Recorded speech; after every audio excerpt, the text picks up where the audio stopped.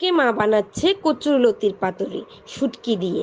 প্রথমে লতিগুলোকে কেটে নিল, আর একটা কলা পাতাও কেটে নিয়েছে।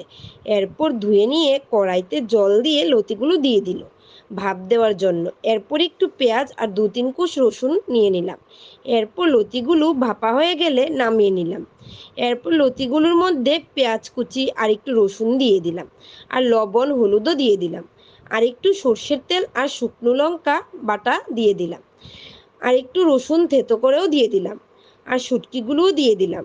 এরপর ভালো করে মেখে কলা পাতার মধ্যে একটু সর্ষের তেল মেখে মেখে রাখা লতিটা দিয়ে ভালো করে র্যাপ করে সুতো দিয়ে বেঁধে কড়াইতে বসিয়ে দিলাম। তারপর ঢাকা দিয়ে দিলাম।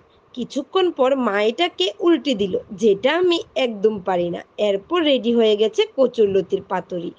গরম ভাতের সাথে লেবু দিয়ে জাস্ট অসাধারণ। তো চলো টাটা, দেখা হচ্ছে নেক্সট।